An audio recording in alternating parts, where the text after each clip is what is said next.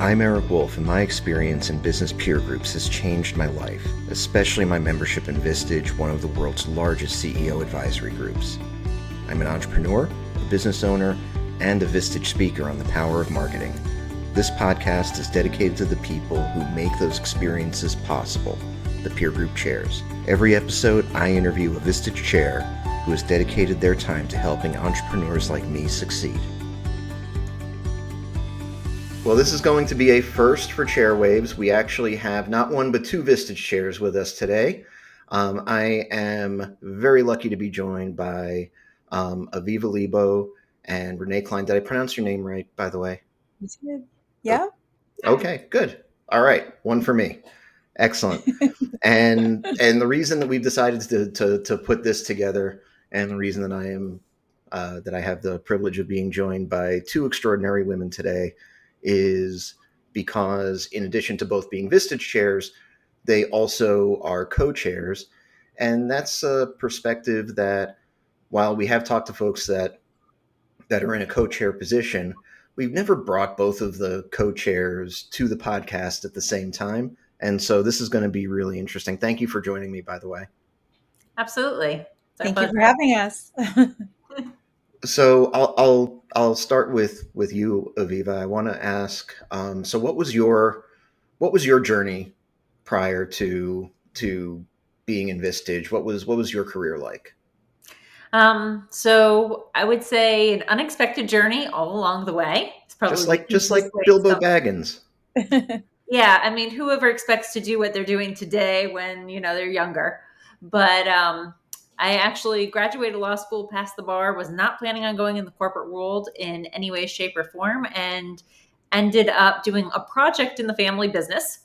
That project led to me ending up succeeding my father and taking over the family business as CEO after doing a variety of things in the business and running just about every executive role to really learn it inside and out. So unexpected, but ran that for many years. And actually the path to where I got today is I was in Vistage for 6 years myself. When I was being promoted to CEO, I knew I didn't know what I didn't know, and I better surround myself with people who might. We're definitely going to have to come back to that and talk about your experience as a member. Yeah, so I found Vistage. I literally joined right as I was being promoted. I went to a summit 3 weeks before, and my very first impact from Vistage actually came from experiencing the summit as a prospect. And I saw Cameron Harold's Vivid Vision and literally was like, that's what I need. People want to know what my vision is day one. And so the very first thing I did as CEO was something because I had gotten exposed to Vistage. So it shaped my leadership in many ways. And after that, I was actually buying my own business and putting one together. COVID changed that plan pretty dramatically for me. And so I was looking at buying other businesses in metals and manufacturing. My background is metals. The family business was a steel service center. And so that was my plan. I was going to run my own company and it was going to be metals. And my Vistage chair said to me, why are you doing that? When what you love to do is coaching and development, why aren't you building a business around what you're passionate about? So if it weren't for Vistage, I wouldn't be doing what I'm doing today. He recommended me doing what he did. And I ended up not listening to him at first, like we always do. But then a speaker or two also said the same thing to me. And I said, okay, here's a message loud and clear.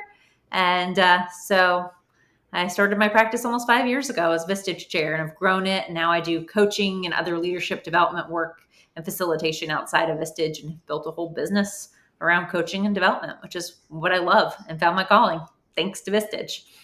That is so cool. And and I didn't realize that you were second generation in a family business, which is also very cool. Where did you start, Renee?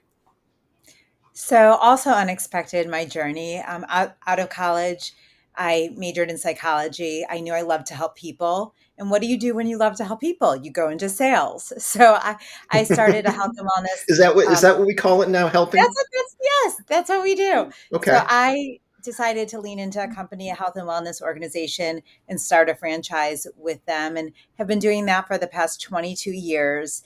And through my journey, helping people take the next right step in their health and well-being, I did a ton of networking and led masterminds and various networking groups. And what I found interesting in the process of not only helping my team grow, but in my networking, I was less interested what it would do for me, but more intrigued by why were people not where they wanted to be? What were their blind spots? And Right. how could I help them achieve that? And so how it relates to Vistage, a friend of mine who had been in a Vistage group tapped me and said, they're looking for a small business chair in the Atlanta area. Would you be interested? And I didn't know anything about Vistage. So unlike Aviva, it's like totally the opposite. Did not know about it. But the more conversations I had, it really intrigued me to level up in my own professional development. And as I actually spoke to Aviva to find out her experience, and she ended up hosting me when I was going through training. So I've learned everything from her. And I just saw the impact she made. And I said, if I can learn what she knows, and if I can be a fraction of the impact that she's had, I'm in. And so it has been an incredible experience, and we're really just getting started. And had you ever been in any sort in all of your 22 years of having your business? Had you ever been in a peer group situation before? I had nothing like Vistage, but yes, with peers. And I've had a lot of professional development and coaches. And I believe we all need people to help us grow, to challenge us, to show us our superpowers, but also help us recognize where we need to learn. So I am always hungry to get better. And Vistage really is the perfect place for me now. I'm so grateful to be here. What was and hear a whole lot of different stories about this part of the journey, but you're at the stage where you've decided, both of you were encouraged to be Vistage chairs. Uh, you made the decision that this sounds like a really cool career path, and you go to Chair Academy, and then all of a sudden things start to get very real very quickly. What was the journey like from Chair Academy to actually being live with your first group? A Aviva, you roller want to take that coaster. one first? There's a reason they give you a host chair, and that's because it's a roller coaster and they need to talk you off the ledge Yeah. many times. Let's put it that way. Um, it's not easy. No. Not easy is not the right word. It's very, very hard because you're going into something where you're building your own business in a way that you maybe never had to before. Having to recruit. I did not have a sales background like Renee. So the idea of selling and getting people into a group and recruiting them was very challenging. Had I not been a member, I don't know if I ever actually would have ended up making it as a chair. But because I could talk about my own experiences and really relate to the people, it made a big difference. But it took a long time, a lot of patience, and a lot of just knowing I was going to make a huge impact on the other end to get me through it. How did the sales background help you? For me, I would just say when I really focused on someone's problems and how I could help them be a solution, it made sense. Unlike Aviva, I was not a member. So I had not actually gone to a Vistage meeting prior to saying yes until I went to Aviva's. And once I was at that meeting, just observing, I understood it and I got it. And from then forward, I was able to talk about the group and the impact and the community and the unbiased feedback in a different way. But with sales, it's about relationships and it's about listening more than we speak. And it's about really finding out what is keeping our leaders up at night, how they want to level up, what they're good at, but what they know they need to work on. And so just asking a lot of questions. I'm naturally curious and I have a lot of empathy and understanding. So my sales plus that helped, but again, it just took a lot of repetition and a lot more work than I imagined initially. Mm-hmm. And I'm imagining that once you got to the other side, that you felt like, yeah, okay, this was worth it. I think I'm still working through. I mean, I'll tell you one thing. We just had a meeting last week and I left that meeting and my husband actually asked me how it was and I was like, we're born for this work because the feeling I got from the room and seeing the life changing decisions that were made and the feedback that was given, I don't think you ever arrive in this role because you're always improving, getting and giving feedback. So I'm still, yes, it's worth it. And I'm not there yet because there's so much more I need to learn and grow. But I love the process, and that I'm grateful for, because as you're building, sometimes it's really hard to love the process. But Aviva was always there for me to say, hey, this is what I'm hearing. Let's go back to why you said yes, and reminding me really what my vision was for my future and how I want to make a difference. So that's what I would say about that. It's still it's a work in process, but I love that I'm here. And I And think that's a great answer. I'll echo it. It is about the impact you make. And when you come out of a meeting like the one we had last Thursday and you see the aha moments, like my best part of a day is in a coaching session or in a group meeting when someone goes, oh my gosh, why didn't I think of that? And I get to say back to them, you just did. Yeah. You just needed somebody else, be it me or the group, to ask you questions you weren't thinking of because you didn't slow down enough in your day to stop and pause and think strategically. And it's those moments that make it so worth it. And it's not that there's one of them here or there, which is what it was, long ago in my early career path. They're happening all the time or multiple times in a meeting. And it's really energizing. And it's fun to continue to grow and learn. Being a chair is worth it for two reasons. One, the impact you make just by being present and asking great questions. And two, because I get to grow and learn every day. I'm learning about new businesses and industries and things that I didn't know anything about. So I'm constantly being challenged to be a better chair and to just get to sap up all kinds of knowledge I never had before. So it's a lot of fun. and so it was sort of, I guess, a little bit of luck that put you guys together the first time, because Aviva just happened to be Renee's host chair. But obviously, after that, you guys realized that no, that's not enough. We should be actually working together. How did that conversation start? And I'm really curious to hear how that happens. Yeah, it's interesting because it's not a normal conversation. But Renee and I really hit it off. We balance each other really well. I know Renee keeps saying, Aviva did this for me and Aviva did that for me. But the reality is, Renee does all those same things for me, right? Like every coach needs a coach, and having each other, we definitely help coach each other through those tough moments that come. Additionally, though, we bring different things to the table, which is absolutely amazing, right? Like Renee is a really great networker. She's great in person, getting to know people. She has some of the background that I don't have. Like you said, she's got the entrepreneurial, and I've got the big corporate CEO background. I'm really into AI and figuring out how that helps our members and how to challenge them differently and to think bigger in those kinds of ways.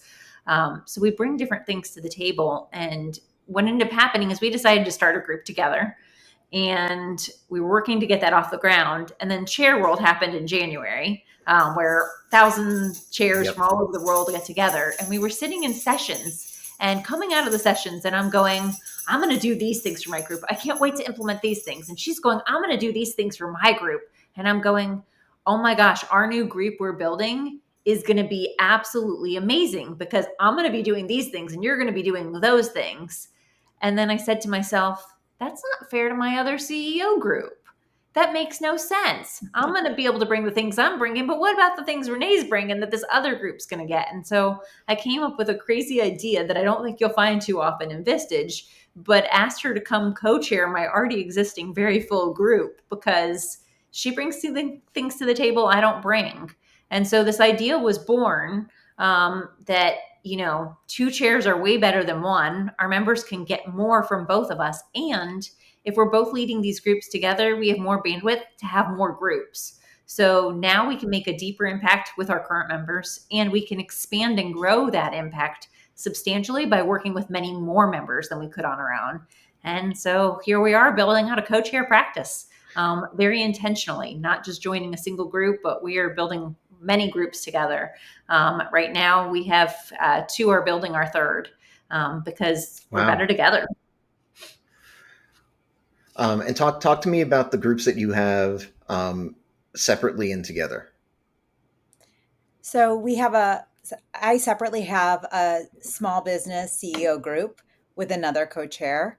And then together we have a trusted advisor group, a CEO group that Aviva just referred to that was built out that we've added members to. And then we're starting another CEO group together. Mm-hmm. And then Gotcha. I also have another CEO group as well that I chair on my own, and then co-chair a key executive group for vice presidents, directors, that next layer of the C-suite. And so now is there jealousy between you guys and the other co-chairs that you're also working with? I'd like to say I think it's made me a better co-chair. I really feel that in working with Aviva, she mentioned it earlier, but we think very similarly a lot of the time, and we bring different skill sets and personalities to the table. It has allowed me to work better with my co-chair to really acknowledge and recognize his strengths and how you just learning to work together is an important skill in life. And Yes, it so is. by co-chairing, it's its own skill that we're constantly learning and evolving. But we do have to be open, and our communication is incredible. We just got off a call before this, and I said to Aviva, I am so grateful to have you as my business partner. And it really is such a blessing because we will work through anything. Yeah, I mean, Okay, sorry, go ahead. I was going to say, I think it makes us better co-chairs overall. I was co-chairing before we merged two key groups because it made sense to bring extra value to our members, not for the same reasons Renee and I have decided to do what we're doing. But I think the concept of co-chairing, honestly, is so much stronger for our members. So, I mean, I think it just brings that much more value to the members of both of our other groups. And that's kind of where I was going to be headed with my question, because you guys are not just committed to the idea of co-chairing with each other, but you're both very committed to the idea, just in general, that co-chairing is a good thing. And you had said earlier, Aviva, two chairs is better than one. Talk to me about that, and why do you say that? How does that play out in the group? Really curious to hear your perspective on that. Yeah, so I'll think back to, the meeting we're referencing from last Thursday. But the questions that I ask them from my perspective, my background and experience, just like the whole point of having a peer group itself versus just a singular coach, Renee comes at it from a different perspective than me. So just even in how we're leading or facilitating or thinking about which issues to process or challenges or opportunities, or who of us is stronger to lead that facilitation instead of, just one person leading it, the impact and the result and outcome looks different because we're balancing that and we're playing off of each other in the meeting, saying, what way should we go with this or that, or this came up. And so it allows that collaboration and that depth to come not only from having somebody to bounce ideas off of outside meetings, but to really be able to do that within the meeting. And I think that takes it that much deeper. Plus, when you're sitting here facilitating, you're not always paying attention to everything in the room. And the other one gets to do that and look for things and the nuances and help dive in. And I think the discussions just go so much deeper because we have both of us paying attention to the details, not just focused on what's next in the meeting and where do I go from here. To add to that, like Aviva said, we're very present. And when she's facilitating a conversation, I'm really listening and paying attention to the room. And I think that's really helpful even in our debriefing and how we can help our members. And what's so amazing is we can talk about what we need. Because if you're chairing by yourself, you don't have someone to talk to. They don't know the members, and it's all about confidentiality. So the fact that Aviva and I always think about what's best for our group, what's best for each member, it just takes it to another level. In addition to our network, it's both of us that have networks, different backgrounds. And so we really have many more resources to add as value to our members. Yeah, from so many different perspectives. What are the mechanics of running the group when there are two of you? Not just on meeting day, but also when it comes to one-to-ones and all of the other things that go along with the group. I mean, your members are sort of in some ways getting like, two chairs for the price of one. It's a BOGO. But how does that actually play out in practice when you're managing the group? So yes, I love that. We're a BOGO. That's going to be our new tagline. As long as I get a nickel every time you use it, I'm cool. Absolutely. It's all about organization. So first of all, Renee and I, and great communication. We're talking constantly. We talk at least once, but usually multiple times every day, just about, hey, who's handling this? Who's handling that? We have an excellent EA, Jessica, who handles the back end admin stuff for us so that neither of us are touching things we don't need to be, the scheduling and all those pieces. But it is about great communication and being there and just texting saying, hey, when do you have 5 minutes? We just need to touch on base on this one point. As far as one-to-ones go and some of those structural pieces, again, here's a great add-on of 2 chairs. Renee has taken over coaching for a few of my members that I had because frankly, I've coached them for a while. There may be things I'm not seeing fresh perspective. So we talk about every person that comes into our groups, who's the better coach for this person based upon where they are right now. And we're open to switching that. But back to the BOGO, right? They're open to call us anytime. So when I have my own group, my members are dealing with something, they can reach out to me. But now they don't just choose to reach out to me, right? Right. They can reach out to Renee too, because what if the issue is something she's got more experience with than me? We have different backgrounds.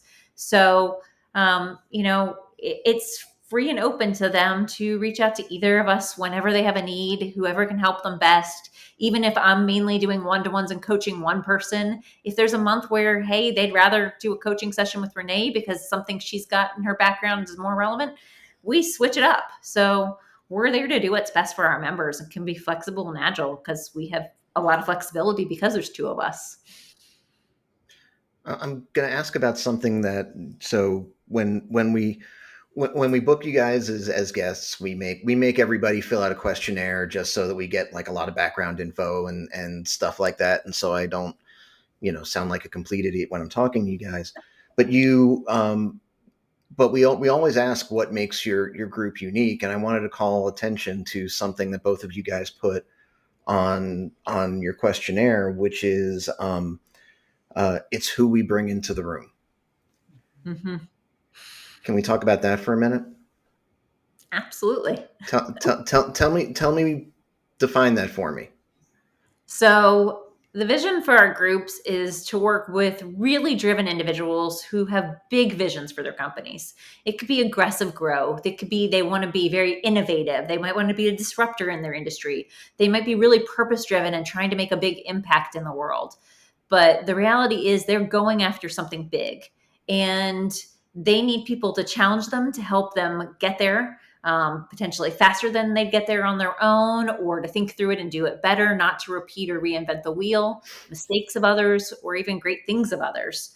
As well as, frankly, these types of individuals love to be challenged to think even bigger. And so those are the types of people we love to work with. It's not just people who love to grow and learn and want to be better leaders, but people who are really trying to do something impactful in the world, in their businesses. And so that's who we try to bring in the room. You get a bunch of really driven people like that together, and then as diverse of backgrounds after that as you can imagine. Then think about the suggestions, the solutions, the ideas that come up, and even more importantly, the challenging questions that come up from one another, because they think so differently, despite the fact that they have that unique drive.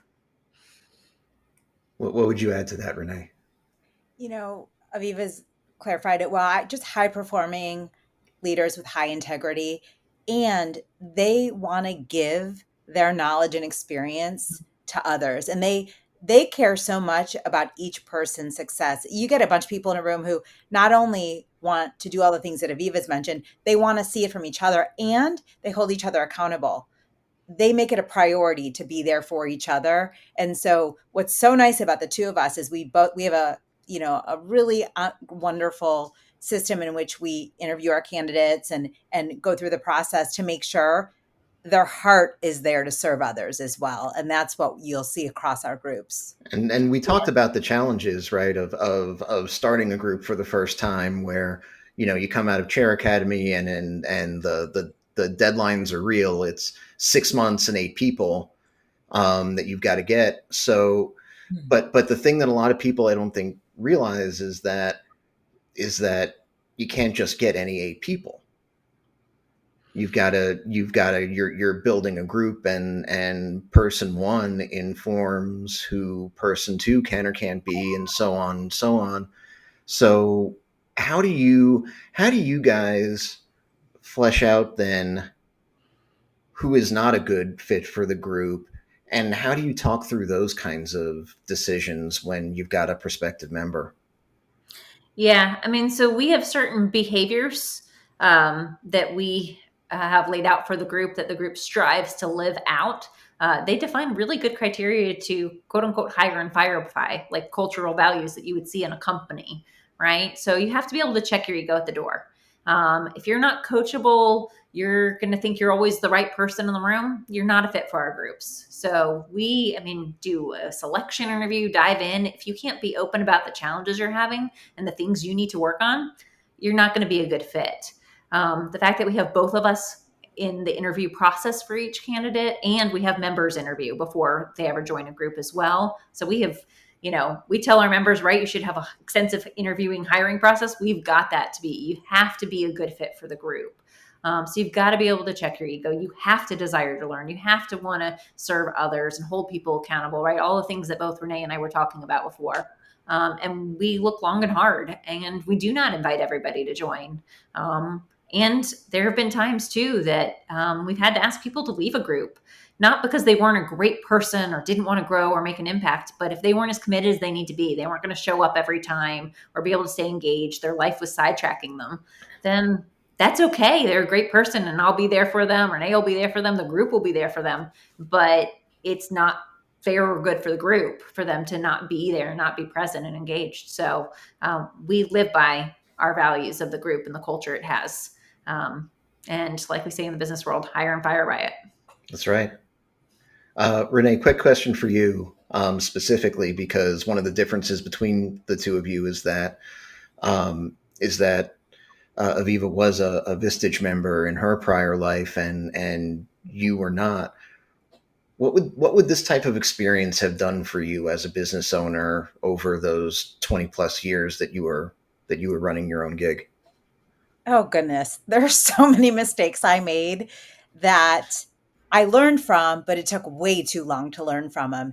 And I'm hearing conversations that talk about shortening the learning curve as a leader, and increasing the success of the company, of the culture.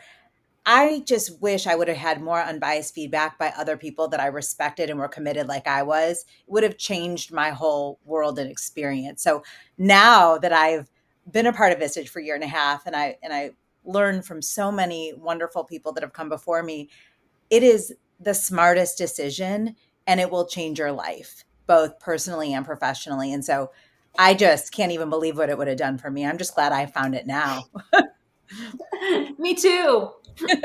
There you go. So if folks are interested in Vistage, if they have a question about your groups and the BOGO experience or co-chairs, what's the best way to get in touch with you? Both of our LinkedIns are a great place to go. Emailing Jessica at empowerleadership.net. She can get on either of our calendars, and we'd love to speak with you and learn more about you and see if you'd be a great fit for one of our groups. Thank you both so much for joining me. This was cool. I'm so glad we did this. Awesome. Thank you for having us. Thanks for listening to this episode of Chairwaves. You can subscribe to our feed using Spotify, Apple Podcasts, or your platform of choice. You can also visit chairwaves.com for more information. Chairwaves is hosted and produced by me, Eric Wolf, and to connect with me, you can visit my website at ewolf.live. That's EWOLF.live.